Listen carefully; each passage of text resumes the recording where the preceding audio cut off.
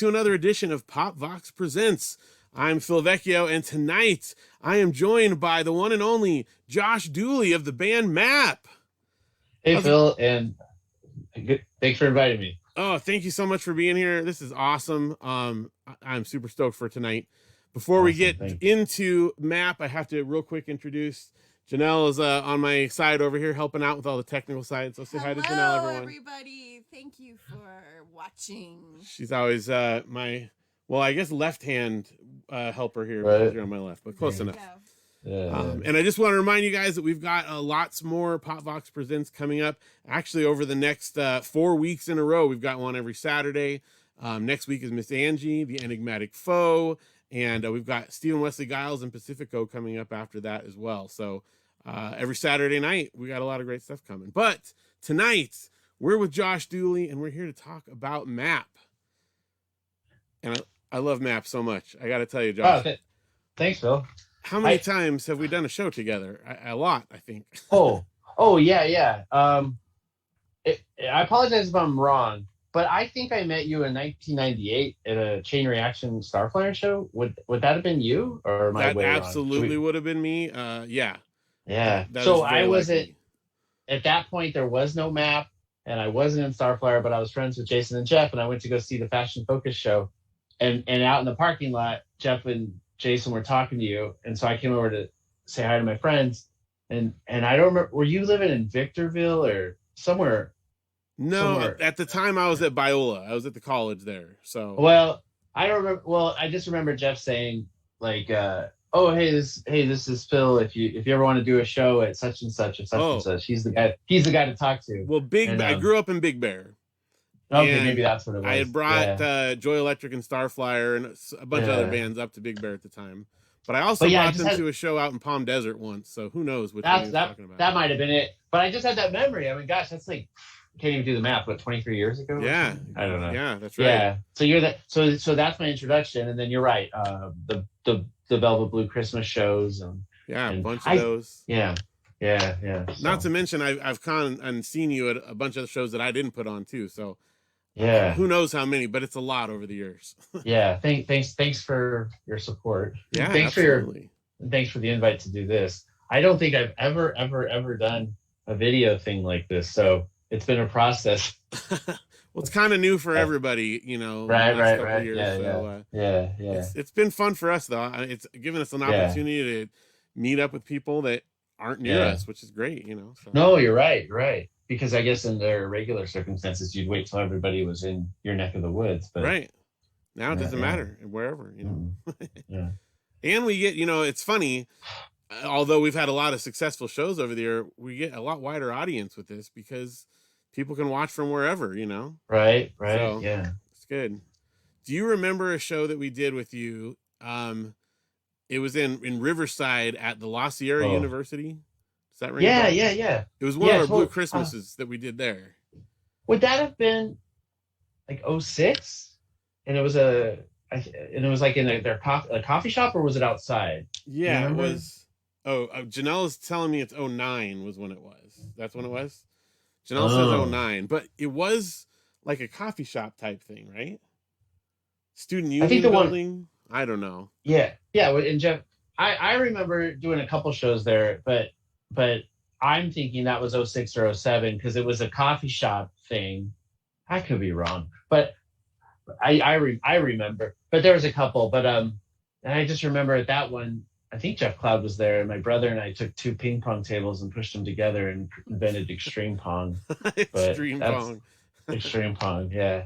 Well, the reason I brought up that one. We had booked the Blue Christmas show. It was a new place. I'd done a couple shows with these guys before, and they went well. Just smaller things, and so we set up Blue Christmas. I think we had like 6 bands that year, and there was like nobody at the show. Like I was like family and friends and like 5 or 6 students, and this one person walked by, one of the students there, and was like, "Why'd you guys book it this week? Like everyone's already gone home." Oh, and oh, nobody told me that. I didn't know what their schedule was. So that sounds familiar. I remember that. Yeah. So it was like a private show with all the bands there. So yeah, we don't have to worry about that when we're live streaming because everyone can watch whenever they want. Yeah. and then it'll be archived maybe, so people, Yeah, it's available on YouTube after the fact. If you're watching this live, you can always go back and watch it there as many times as you want. Nice. It's pretty great. So your most recent release, if I'm not mistaken, is the collection, the Writer's Block collections that came out on CD. Yeah. Is that right?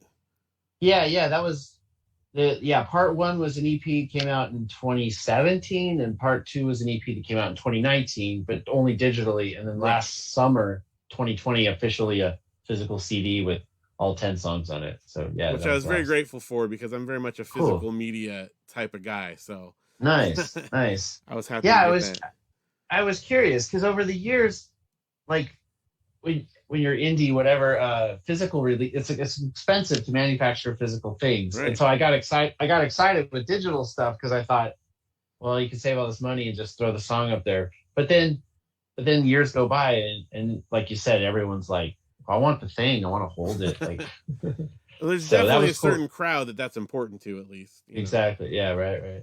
Yeah. So that was cool that Jeff printed, or Velvet Blue and Jeff printed that out last summer. Yeah. Yeah, you've had a great history. I mean, obviously, like I said, Blue Christmas all the way back, doing Velvet Blue, but you were friends with them before, right? You guys knew each other before MAP, before everything. I met Jason. We were just talking about this a week or so ago. I met him. I was 15, and we had mutual friends. He was 15, I was 15, and they this is literally what they said. Oh, you play, Josh, to me, they go, you play guitar and like the Smiths? You should meet Jason. He plays drums and likes the Smiths. And so a couple hours later, I met him. And then a few weeks later, he came over to he must have been 16, because he could drive. He came over to my parents' house, and we jammed. He was on drums, I was on guitar. And then I just had this memory. I auditioned for Morello's Forest. I mean, I was like 16. Oh, no way. Yeah. And I remember thinking, I was just blown away as a kid. Like, I had a cassette 4-track, and I would record music at home, and those guys already had a produced 3-song cassette that friends were passing around. And I was just, what? And so, yeah, I think it was him, and it was Ronnie, Jason, and Randy. And then I came over and played guitar, like tried. And then years later, I had an idea for a band called Nova Satori. And Jason played drums, and we did a handful of shows, and then he started Starflyer. Anyways, yeah, I don't know. I could just go on and on. No, I love it. This is my comfort zone here. Nice. About this stuff. Yeah. Man, yeah. So, who do we have here? This is Rose. Rose, hi Rose. Rose, yeah. She just walked by, so let me grab her. Jeez. Nice. Well, so we have a couple of songs here that you're going to perform in a moment, and I would love to check these out. Anything we need to know before we jump in? Let me think. Should I say, wait, which one should I play first? Well, let's see. You have, I'd like to do Lazy Susan Serenade first, if that's all right. Okay, let's do that first. And then I'm trying to think. There's nothing I need to say right now. You'll introduce it in the performance a bit. Exactly. Thank you. All right. Well, let's get to the songs. This is Lazy Susan Sunday, and then another one after that. Absolutely, which you'll introduce when you do it. Yeah, thanks. All right, here we go. This is Lazy Susan Serenade off the 2001 EP, Eastern Skies, Western Eyes. You can find the song on the compilation Regrets, Silhouettes, and Distractions. I wanted to play it today because I just realized we're a couple months away from it now being a 20-year-old song. So, Lazy Susan Serenade.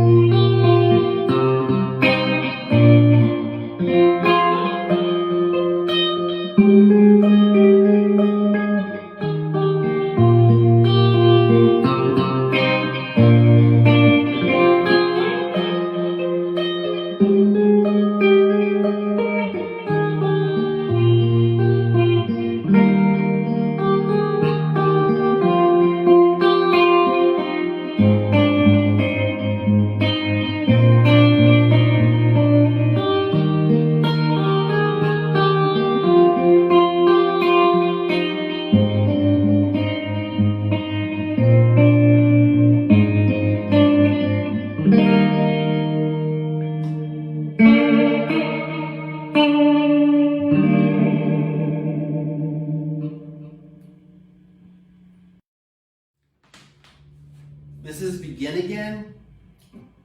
It's off the 2019 EP History, Mystery, and Gifts Writer's Block Part 2. I co-wrote this with my good friend Jared Kohlinger.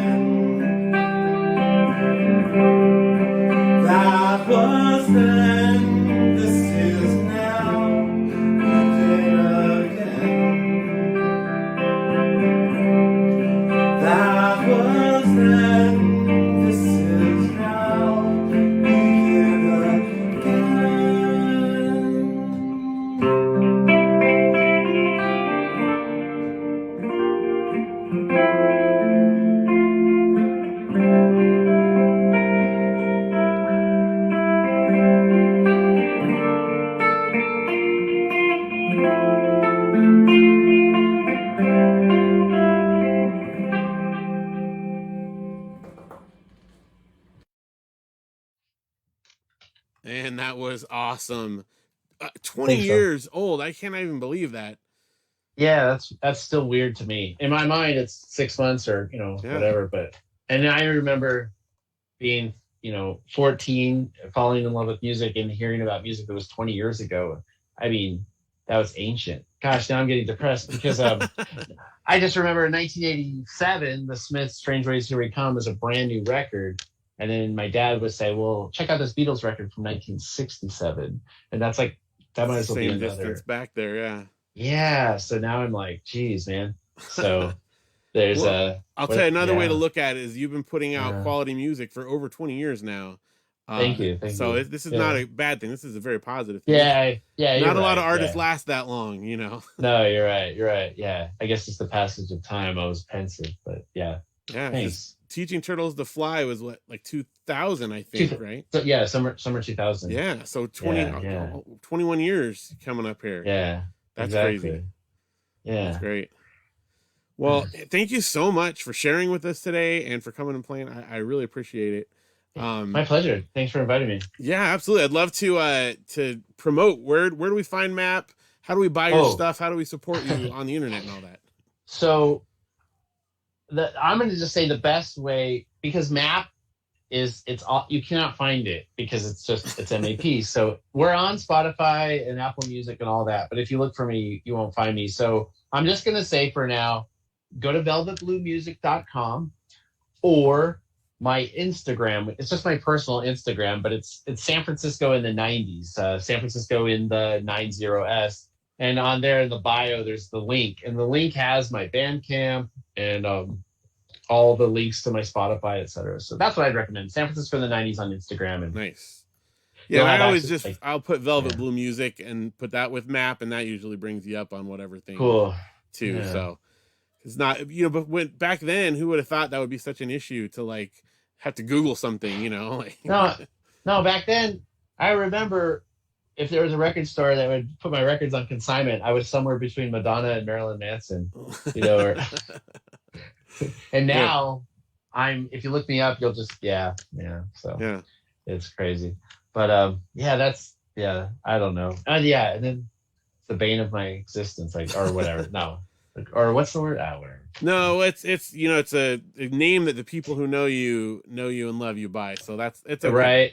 Exactly. It's like, if you want to know, I wanted to alienate my audience, so I just wanted, if people, I only wanted the core people to be able to find me. And I was like, how do you hide on the internet when it can find you? I was like, I know what I'll do. That's it. So you're weeding out the, the stuff you don't want to be dealing with. That's perfect. Exactly. Yeah. What did they say in Spinal Tap? I'm just diversifying my audience. Like that. Yeah. Or more selective. That's right. Yeah. That's right. Yeah. So now in a couple of weeks, you mentioned actually in your song that you just played, someone else that you've collaborated with. In a couple of weeks, we have the Enigmatic Foe joining us. Yeah. And if I remember correctly, Jared did some stuff on some of your albums too. Tell me about that collaboration. Yeah, absolutely. So in 2009, he reached out to me to ask me to help him do his record Black. And so he came out to my house for a week, and we pretty much like 50-50, and with our friend Mike Perez, we did this record, and he and I instantly became great friends. And I think since then, I played on a Momentary Moth EP of his, and one song on Daughters and Daggers. And then on my last two EPs, the ones we were talking about, Writer's Block Part 1 and Part 2, he helped me write a line of dialogue, a lyric on track 1 on the first EP. But on the second EP, he did a lot. Like he added some background vocals and some guitar, like slide guitar. And he this is crazy because I've never done this before, but he actually wrote lyrics for 4 out of the 5 songs on the last EP, which was, so, and then now over the last year, I contributed. He's got this 15-song double vinyl album he's got coming out in July, and I played on nearly all, but maybe 2 or 3 songs on that. So that's awesome. Yeah. Well, I'm looking forward to talking with him too. Thank you for pointing me his direction. Yeah, I'm glad it worked out. And and I'm really excited. I'm really proud of what I did on his record, and I can't wait for everyone to hear it. It sounds really, really good. So nice. Yeah, I'm looking forward to it. It's called the Original Plan. It'll be out in July. An Enigmatic Foe, and his Bandcamp is where you can pre-order that now. Yeah. So anyway. So what's next for Map? Any stuff for Map on the horizon? Any new projects?